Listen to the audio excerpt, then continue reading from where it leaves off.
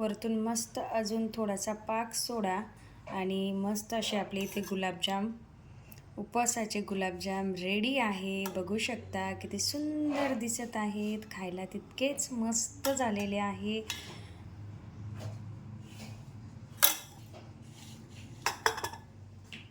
हाय, hello, नमस्कार मंडळी. आज मी तुमच्यासोबत घेऊन आलेली आहे उपवासाचे गुलाबजाम. हे गुलाबजाम बघू शकता तुम्ही किती मस्त मौसूत झालेले आहे आणि हे रताळ्यापासून बनवले आहे. उपवासासाठी नक्की कामी येईल. तर रेसिपी पूर्ण बघा आणि आवडल्यास लाईक करा, शेअर करा, सबस्क्राईब करा मंडळी. आणि व्हिडिओ कुठे स्किप न करता बघा, म्हणजे तुम्हाला यातल्या छोटे छोटे टिप्स नक्की कळतील. धुवून घेतलेले आहेत रताळे. एकदम याची माती पूर्ण काढलेली आहे. त्याला माती असते बरेचसे. मागचे पुढचे भाग काढले आणि एका वाफेच्या चाळणीमध्ये हे आपल्याला रताळे ठेवायचे आहे.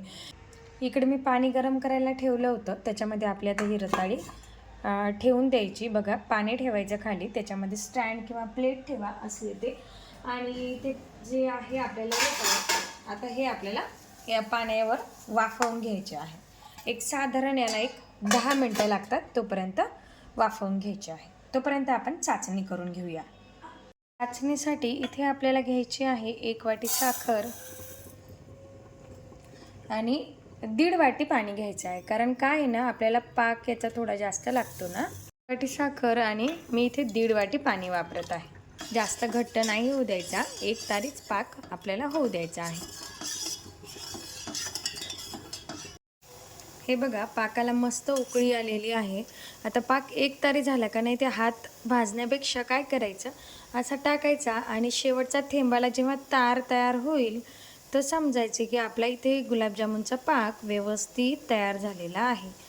जेव्हा शेवटचा थेंब पडतो ना आणि त्याला तार तयार होतो, तेव्हा आपला एक तारी पाक हा तयार होत असतो. याला थोडंसं अजून वेळ लागणार आहे, 1-2-3 मिनटं लागणार आहे, तेव्हा हा तार तयार होईल. आता इकडे बघा, आपले रताळे देखील मस्त असे पाण्यावर उकळलेले आहेत. याला थोडं काय करायचं, हे रताळे थोडेसे थंडे झाले ना, याची साल काढून घ्यायची आहे. यांची साल ही बघा अशी अलगद याची साल निघते. थोडेसे थंडे होऊ द्या. आता हे थोडे गरम येतात, मी काढत आहे पटकन. थंड झालं की पटकन याची साल निघते. या रताळ्याची पूर्ण साल काढून घेतलेली आहे. आता काय करायचं, याला स्मॅश न करता छोटी खिसणी जी असते ना, त्या खिसणीनं खिसून घ्यायचं आहे. अशी छोटी खिसणी घ्या, जी असेल ती घरामध्ये छोटीशी खिसणी, आणि त्याने हे आपले रताळे जे आहे खिसून घेऊया. हे बघा, असे याने मी आता खिसून घेते, म्हणजे कुठल्याही प्रकारच्या गुठळ्या त्याच्यामध्ये राहत नाही. बघा, अशा पद्धतीने मी इथे खिसून घेतलेलं आहे हे पूर्ण. नंतर इथे बघा, मी हे घरी बनवलं होतं पनीर, ते अर्ध पनीर थोडंसं मी याच्यामध्ये टाकत आहे. म्हणजे जर तुम्ही बाहेरून जर आणले तर याचे 3-4 क्यूब पनीरचे आपल्याला इथे टाकायचे आहे. पनीरनं काय आहे ना, खूप छान टेस्ट येते. आणि जी खिसणीनं आपण खिसून घेतलं होतं त्याच खिसणीनं हे पनीर देखील असं खिसून घालायचं आहे. आता याच्यामध्ये घालायचं आहे आपल्याला 2 चमचे मी घालत आहे इथे भगरेचं पीठ घालत आहे, कारण हे उपवासाचे आहे. तुम्ही याच्याऐवजी मिल्क पावडर घातली तरी चालेल. मी 2 चमचे भगरेचं पीठ घालत आहे, किंवा राजगिरा पीठ घाला तरी आपले व्यवस्थित येणार.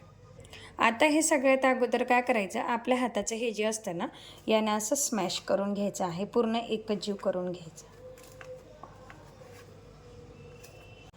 नंतर असं मिक्स करून घ्यायचं आहे. उपवासाच्या दिवशी जर तुम्ही हे बनवले तर उपवासही छान आणि देवाला देखील आपले गुलाबजामुन होतात. म्हणून रेसिपी नक्की सेव्ह करून ठेवा. जेव्हा केव्हा उपवास असेल तेव्हा तुम्हाला ही रेसिपी नक्कीच कामी येणार.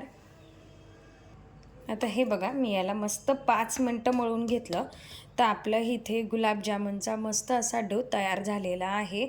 याला फक्त मळायचं, जास्तीत जास्त मळायचं, म्हणजे जास्तीत जास्त याला स्मॅश करून घ्यायचं, म्हणजे गुलाबजामुन तेवढे चांगले येतात. आणि याला एक आता ना 5 ते 10 मिनटं झाकून ठेवा. एकदम पटकन करू नका, ते सेट होतो व्यवस्थित, म्हणून याला मी आता झाकून ठेवते. बघा, 10 मिनटांनी झाकून ठेवल्यानंतर आपला हा जो आहे व्यवस्थित सेट झालेला आहे. आता याची छोटी अशी लाटी घ्यायची.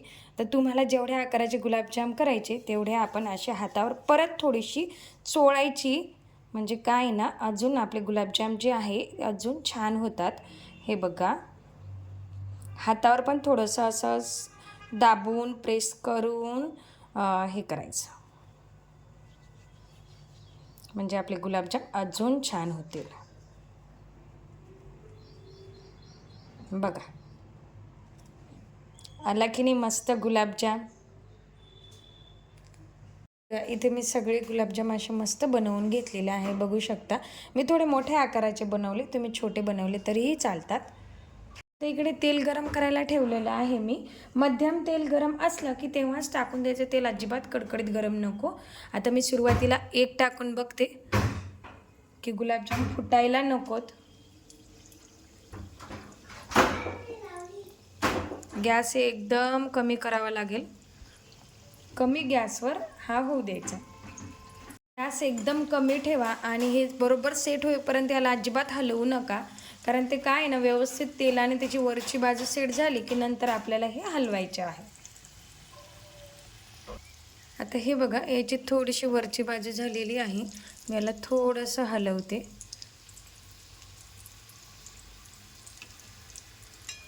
तर याचा मस्त कलर लाल होईपर्यंत बघू शकता आपले गुलाबजाम मस्त लाल होऊ द्या, याचा कलर छान डार्क होऊ द्या, म्हणजे गुलाबजाम तेवढे दिसायला छान आणि आतपर्यंत गुलाबजाम होतात.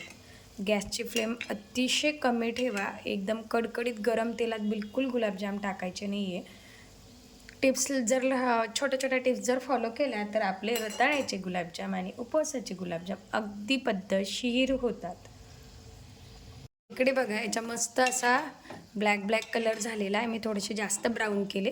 खायला तितके छान उपवासाचे काला गुलाबजाम आपले मस्त असे तयार झालेले बघू शकता. आता मी हे एका ताटामध्ये काढून घेते. हे बघा किती छान कलर आलेला आहे, त्याला एका याच्यामध्ये काढून घ्यायचे. हे बघा आता मी हे सगळे गुलाबजाम तयार करून घेतलेले. आता याला जे आपण चाचणी बनवली होती ना ती नॉर्मल अशी थोडीशी गरम करून घ्यायची आहे. आता आपण ही जी चाचणी बनवली ना ही थोडीफार कोमट झालेली आहे. हे बघा अशी हाताला सहन होते अशी झालेली आहे, म्हणजे हाताला सहन होते अशी झाली की आपले हे जे गुलाबजाम आहेत हे आता याच्यामध्ये टाकून देऊ.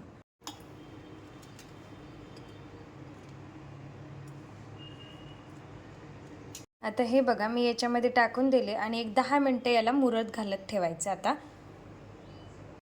वरतून मस्त अजून थोडासा पाक सोडा आणि मस्त असे आपले इथे गुलाबजाम उपवासाचे गुलाबजाम रेडी आहे. बघू शकता किती सुंदर दिसत आहेत, खायला तितकेच मस्त झालेले आहे.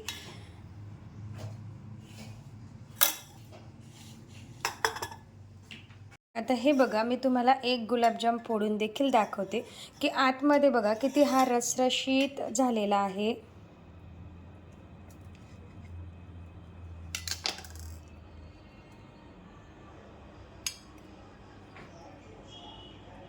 हे बघा आतमध्ये पण किती छान रस याने पिलेला आहे. या गुलाबजामने लेयर पण किती मस्त आलेली आहे.